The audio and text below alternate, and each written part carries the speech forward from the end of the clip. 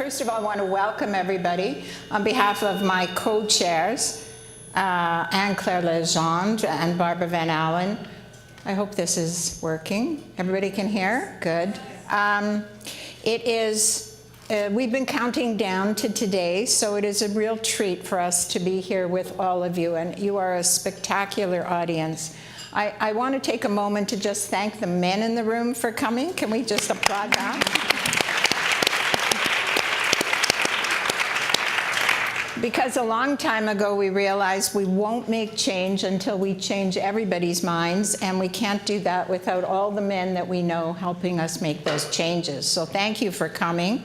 I do want to thank our sponsors. We have two wonderful corporate sponsors, L'Oreal, who was our sponsor last year and is back this year, and the CIBC Bank in Canada is also a sponsor, and they brought with them their support for the 30% Club and All Raise. So we are pleased to have them as our corporate sponsors. And I do want to thank Richard Adias, who have helped us every step of the way, a wonderful team that got us here today. My guests, as you can see, represent the other two parts of this triumvirate, and I really do want to get to them. Let me just say one or two things about Canada and how we look at this event and how we look at today's goal. I really hope that everybody who is here today will take a moment to think about what do we want to achieve today, what can we accomplish, what should you leave and do differently when you go home? Because we all know we need change. I think Indra helped us understand that earlier. But the question is, how can we make that change, and what responsibility does each of us have to make those changes? We know what the data says. We will hear more about that from our friends at Bloomberg shortly. But in Canada, at least for now, what I can say is we have a gender equality and a women's empowerment approach to government. That was certainly how we led the G7 presidency, which we have happily handed over to the French to continue at this point. We have a gender-balanced analysis applied to everything we do. We're not the only country, but we appreciate that it may not be common here yet. So we ask the question, how do women and girls prosper with the decisions we make in government? And we take that approach not just to our policies, but also to our budget. We put our money where our mouth is. And we've applied that approach to both our international aid, but also to our foreign policy. We have a feminist foreign policy agenda. And we integrate that approach, not just in our foreign policy, but in our trade agreements. So you will see that I hope soon to be passed US, Mexico, Canada trade agreement has a whole chapter on gender equality. I guess the underlying commitment we have made to gender is not just based on it being a good thing to do, but I think we will hear as we go through the day, it's the smart thing to do. So let me stop by saying the thing I say to everybody, especially young women in the crowd and your daughters at home, is whatever we agree to today, wherever we see this conversation going, please don't take it for granted. Every step we earn, we can lose. So we must always be vigilant to make sure these changes we believe in stay in place. And that is why I'm so thrilled to have the Minister of Labor from France here to talk to us about the approach that France has to gender equality. Can I ask you to just comment on that to start with, Minister? Yeah, thank you very much. First, thank you for your welcome, and thank you for Canada that led the agenda in the G7 last year, and we're taking the baton. And we'll continue. The question of gender equality will be at the G7 held by France this year. Just a word to say that I will tell you what we are doing in France on this topic. But first, I would like to share some personal view. I come from the business. I've been an executive for 20 years. I was a member of board too. And something was very surprising for me a little more than 10 years ago. When I became the executive VP HR for Group Danone in the world, the day I was assigned, I receive 50 emails of women, director, executive. Half has left the company. They knew me before because I was in the group before. And they wrote to me, you are the first one at the executive committee level, first woman. Maybe we have stayed here if we knew you come, but you better accelerate because we have no place in a top level company. And 25 other emails were saying, we are still in the company, but we were wondering if we should stay because we can be recognized. We have the glass ceiling is real.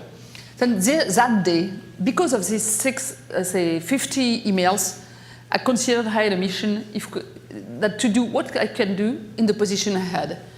Have exactly the same spirit being a Minister of Labour. It means when you can do something, do it immediately. You never know. Nothing lasts. But there is no fatality. And when President Macron, in his program for his role, decided that the women cause would be the big cause of the quinquennat, I proposed to him to have a strong action on gender gap and to close the gap. Basically, the situation in France is the following. We have a law since 46 years saying that equal job, equal pay for women. 46 years. We are patient, but enough is enough because it doesn't work.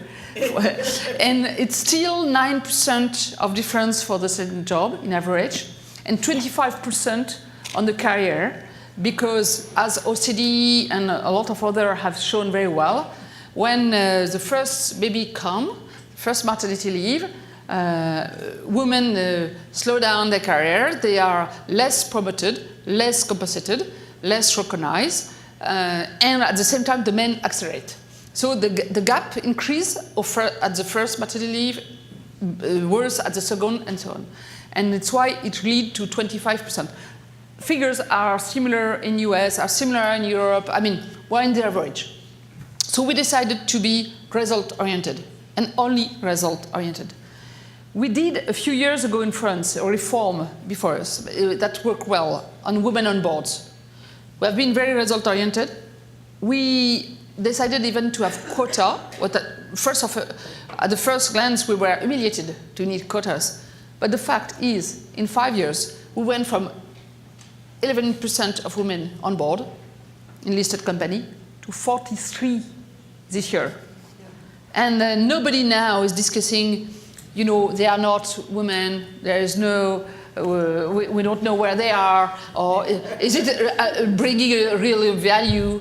And the worst in that, or the most funniest, is that most women we don't feel legitimate enough. So they work a lot.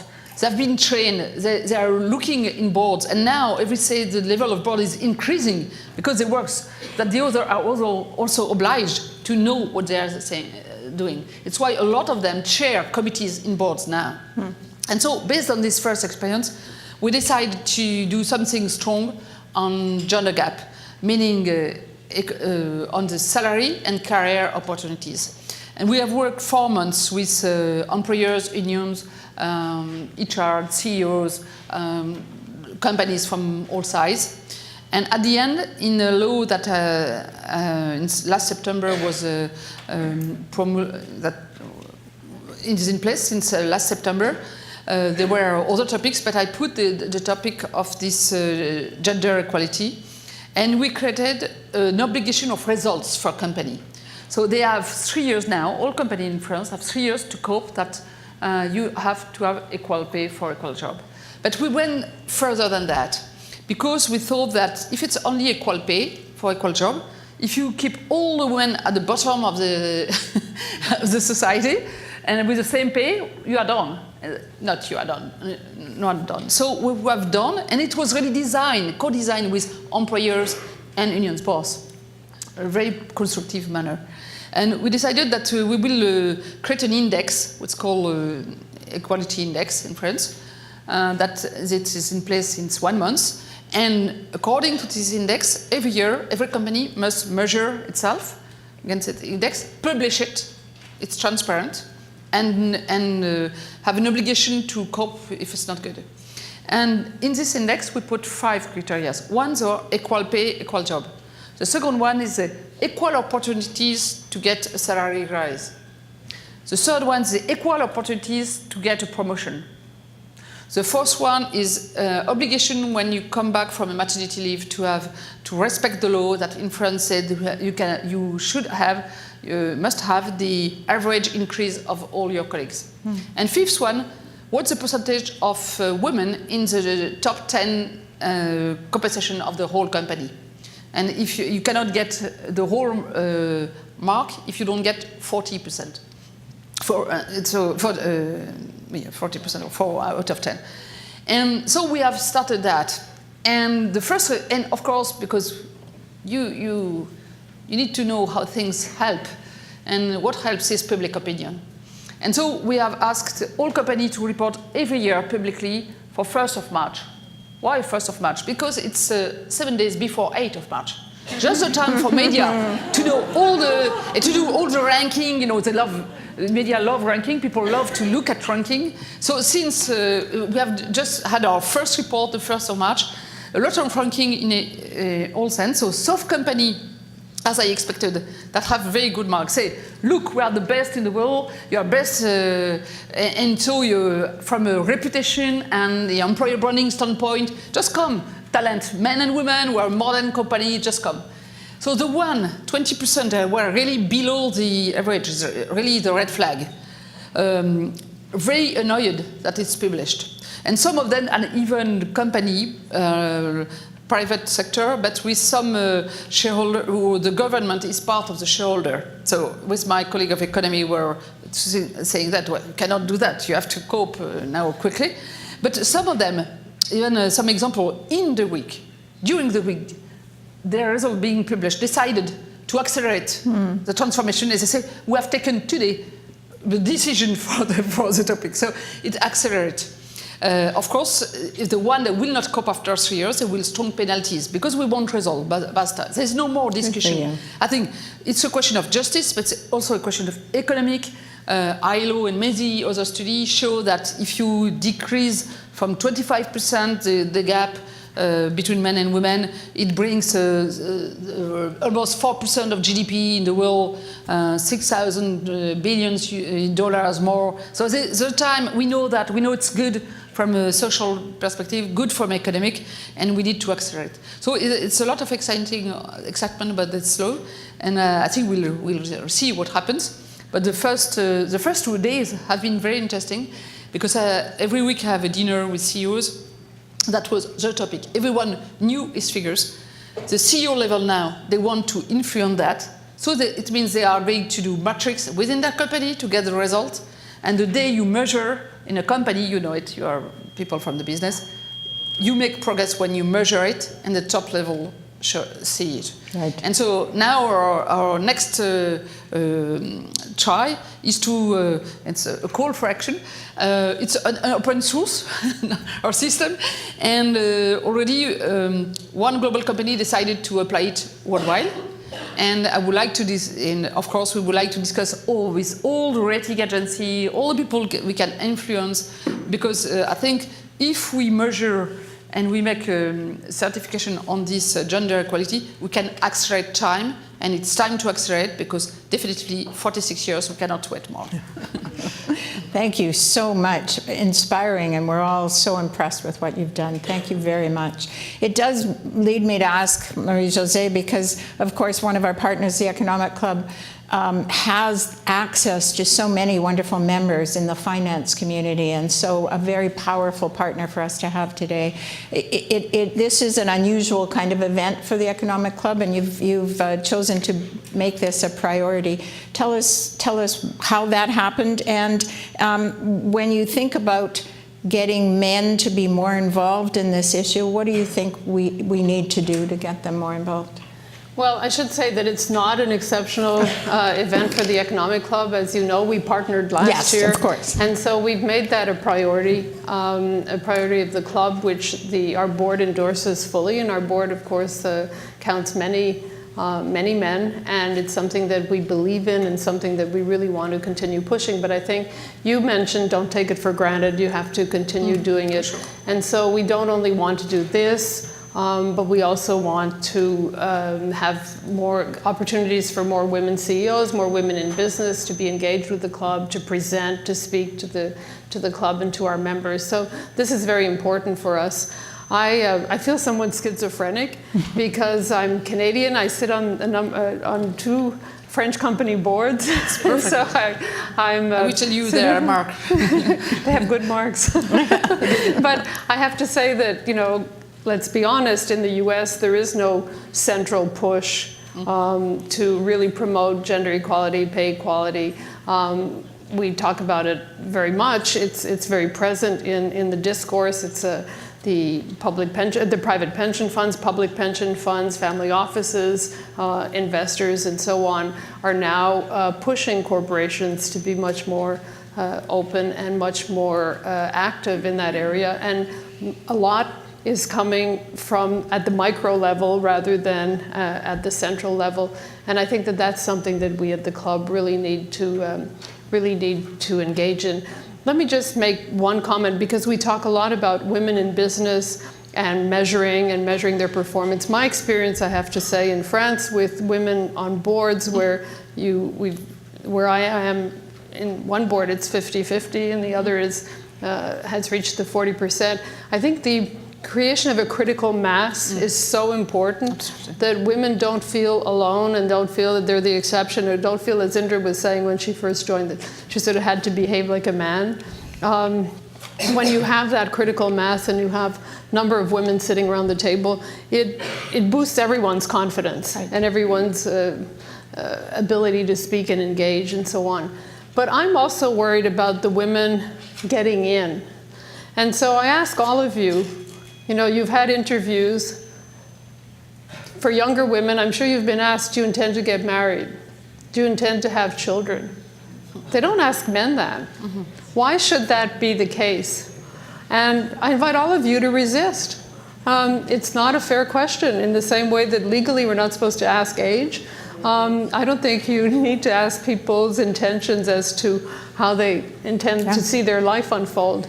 And I think it's the responsibility of all of us individually, especially in this country, to take those strong positions and take those stands and to stand for one another when those issues come up. So it's much more perhaps a micro issue. And when I was very interested to see that the response to the question was lack of institutional support. And we'll only garner that institutional support if we, each and every one of us, take that responsibility and make sure that the environments in which we operate generate that critical mass so that we have women together creating that demand and creating that pressure. So it's something that's very important for the club and that's very widely supported, I think, amongst our board, but also amongst our members. Thank you both. I know that there are many more questions people would want to ask of our guests. They will be here for more of the event, so please don't hesitate to find us as the day goes on. But this is just the welcoming, and I will ask Ali to come back to the stage, and we'll depart. But thank you very much for both of you. At Bloomberg, our clients are financial service professionals. A lot of you are here in this room.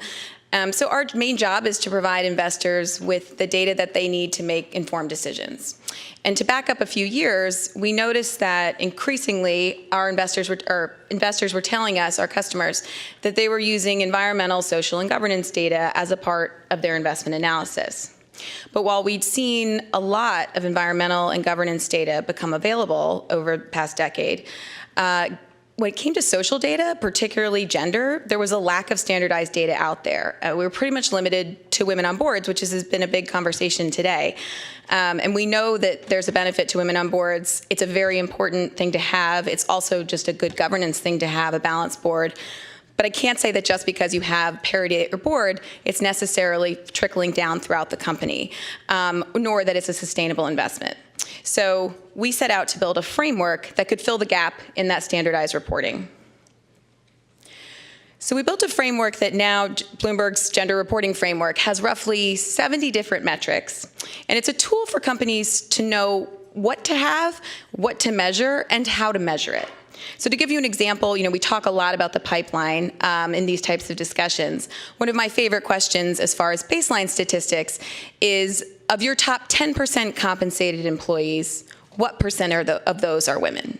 Because that's different than asking sort of, what do you consider senior management? And another company might feel differently. I mean, whether you're Walmart or a Japanese bank or an Australian mining company, 10% is 10%. And so we have baseline statistics, but we also have a lot of things that are predictors of progress and indicative of a company's commitment to gender equity. So for the pipeline, things like women in revenue-producing roles, we know that those are more likely to move to the top. The percent of your promotions last year that went to women, and women in IT roles. I think Indra touched on this, but increasingly important as we think about the future of work.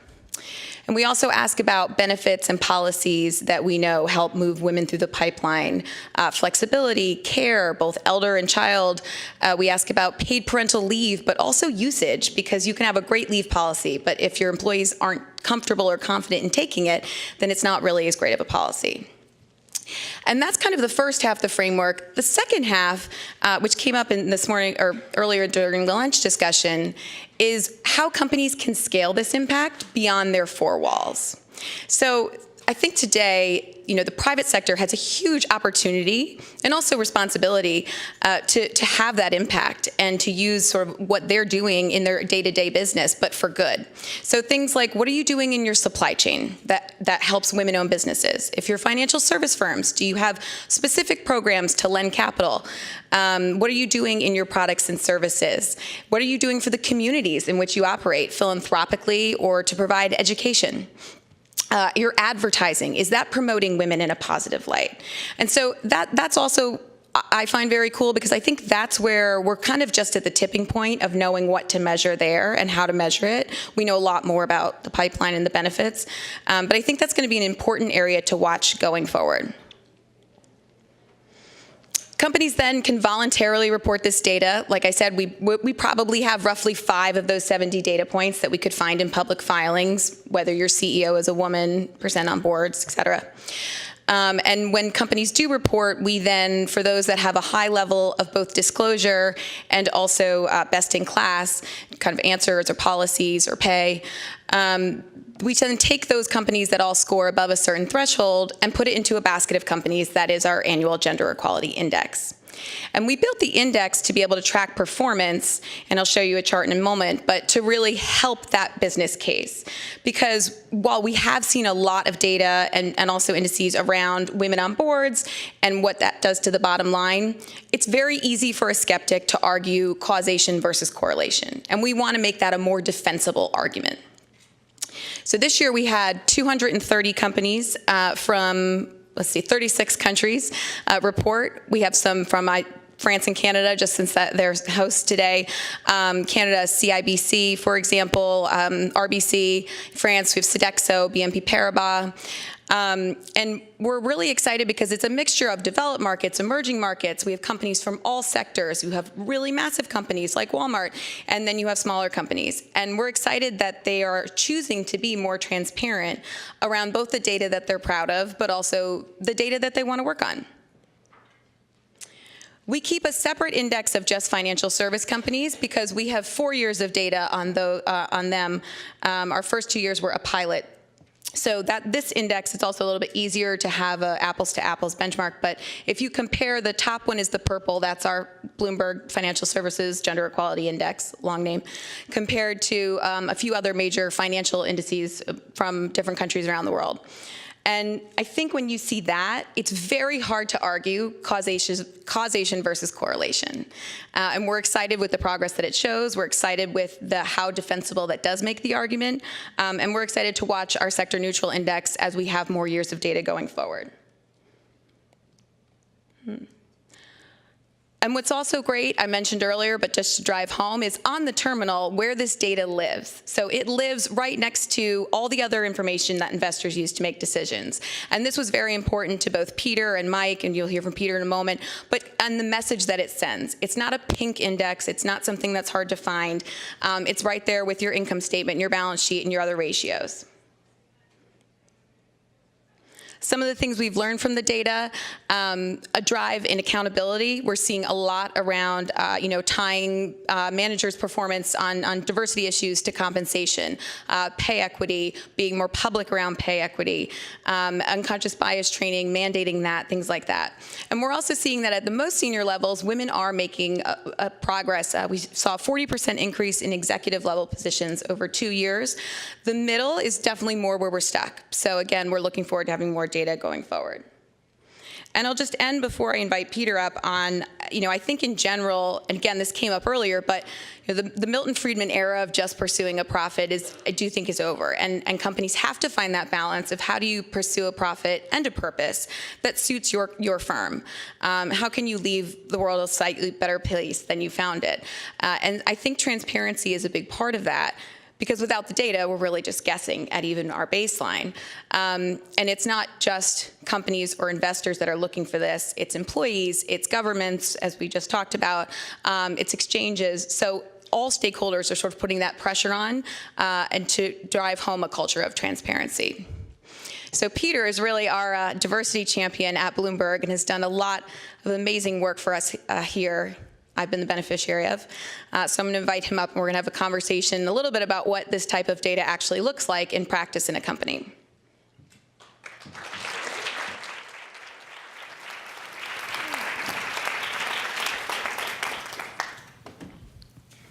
This is a little intimidating. I know. Normally he's the one questioning me, so this is Which I will do later. A little fun. So, Peter, I think in the past, diversity is one of those things that was graded on effort as opposed to results. I know you're a big proponent of data, and at Bloomberg we believe what gets measured gets made. How do we incorporate data into our diversity strategy? So we've tried a couple of things, as you're well aware. One of those is basically mining our own data without the assistance of outside software companies to help us. And I think it was 2 or 3 years ago that we signed a contract with Vizier, and we can now cut our employment data in virtually any way that you want to look at it. And I think that has basically brought to the surface a number of challenges that we can now address more fulsomely because we have the data to be able to look at and compare data before we've enacted various actions and data after we've done that. So I think data is important, but having the tools to be able to analyze that data, what you've been doing with the GEI is another example of that. But all of that is very helpful in continuing to focus leadership attention on the importance of this issue with outcomes as a primary objective and the measurability of those outcomes. I was talking to our chief financial officer this morning, and one of the things that we are thinking about, which we're probably a little bit behind the 8 ball on, is including in our year-end performance evaluation of our senior leaders factors as to how they do with regard to diversity and inclusion and the measurability of those factors and the implication of poor performance on those factors with regard to their compensation. Well, and I imagine, Bloomberg is such an interesting company in that we have engineers, we have our journalists, we have our terminal sales.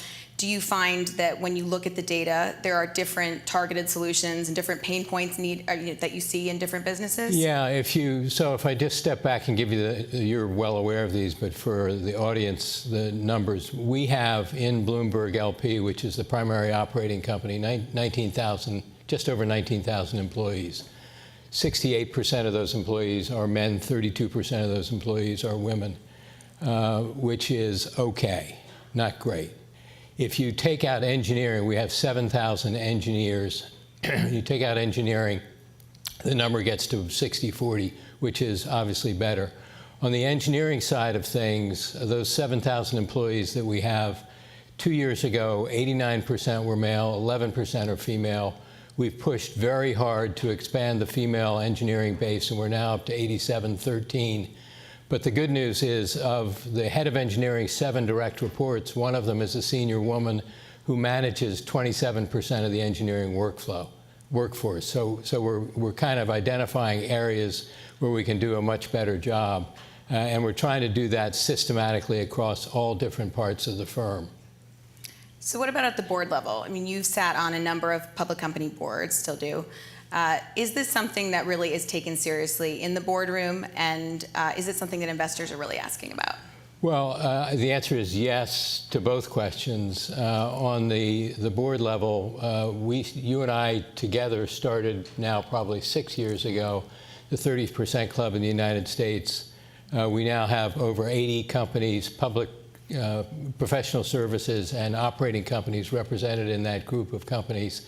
On the public companies, we've taken our female board colleagues, which started at, I think, 22 or 23%. We're now over 30%. And so it shows if you really identify it as a priority, you can make a significant and meaningful change to the outcomes. And what I found on the one public company board that I continue to sit on, we have 3 extraordinary female colleagues, and it has dramatically improved the quality of the discourse around the board table.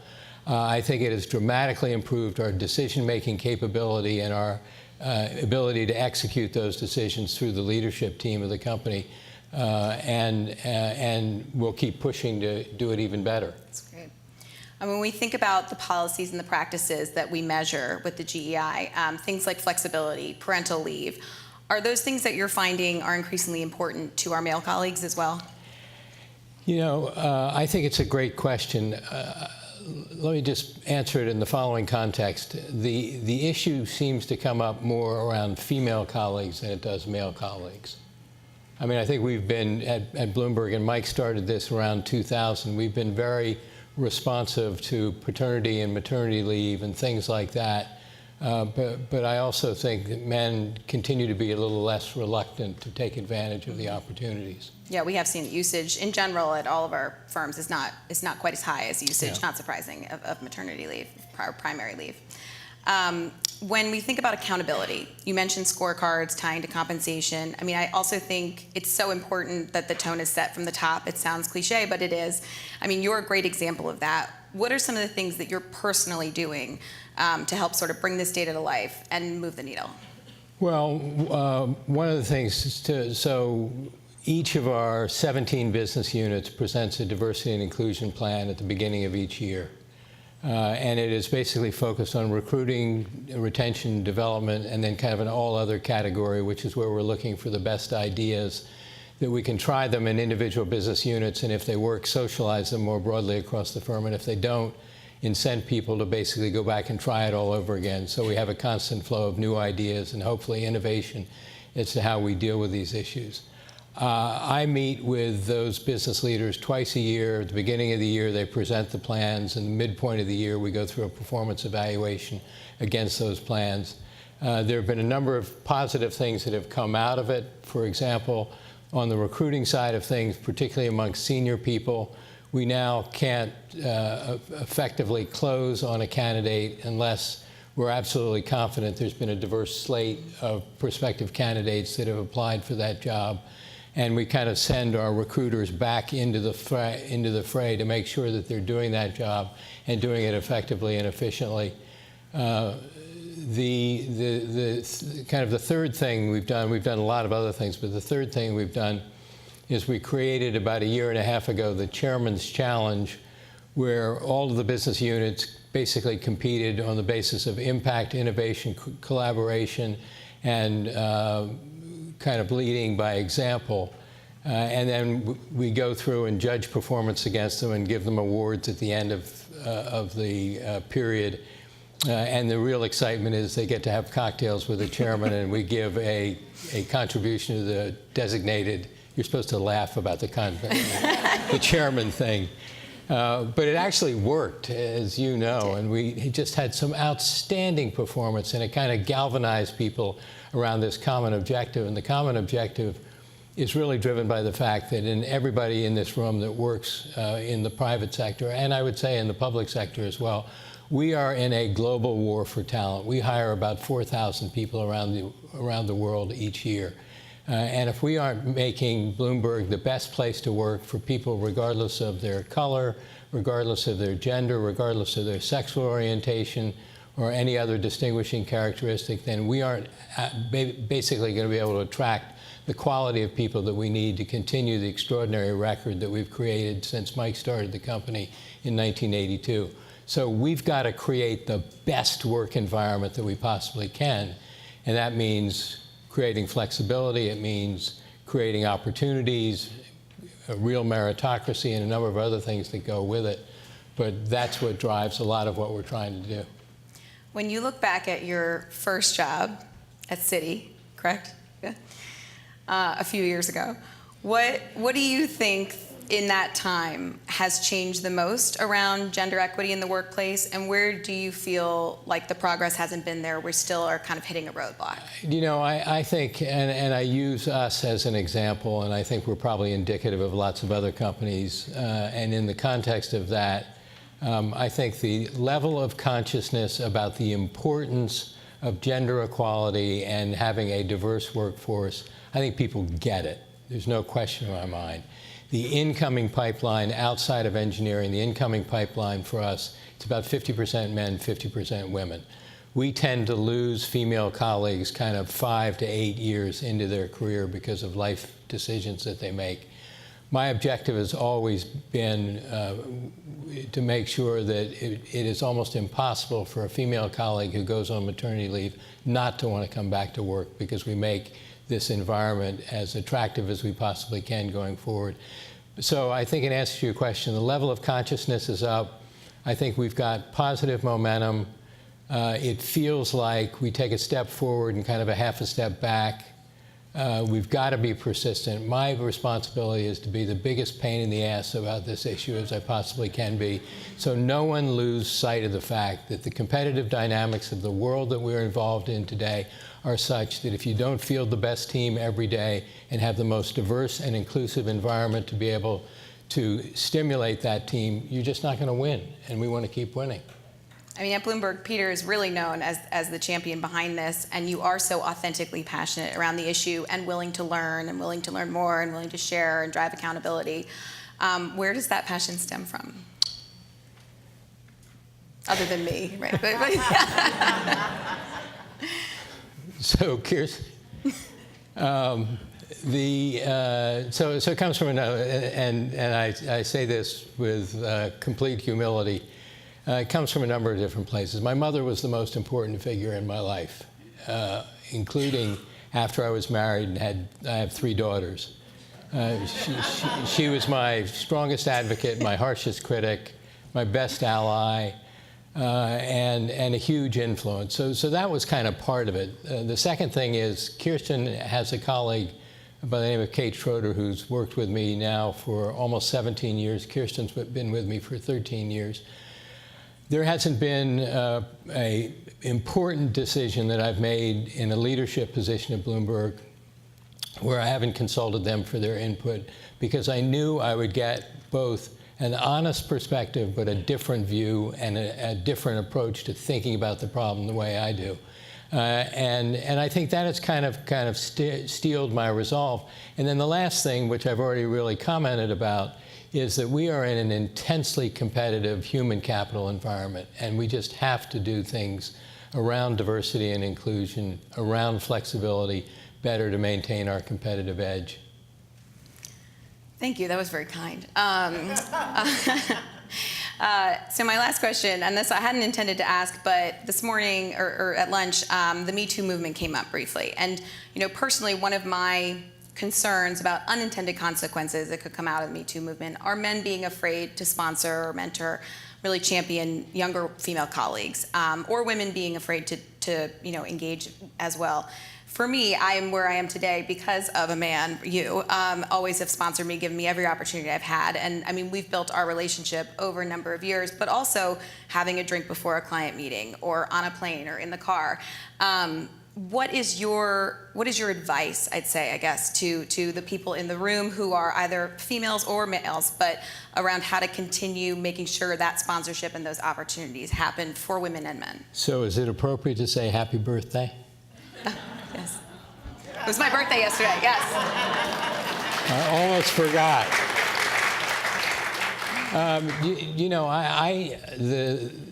I think any leader who uses the Me Too situation as a shield to not get out and do what needs to be done, I think is not a terrific leader. And so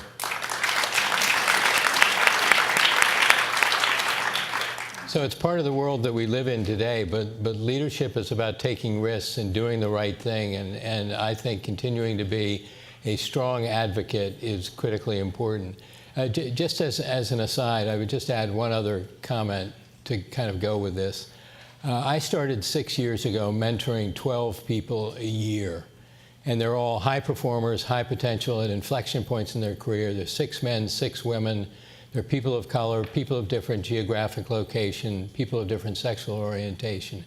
I think that's another critically important part of leadership, is to make the kind of investment that we all want to have made in us at a senior level so that people feel important and they know that they're valued broadly for what they bring to the table every single day, not just their professional skills. I agree. That's a great note to end on. Thank you, Peter. Thank you. Thank you.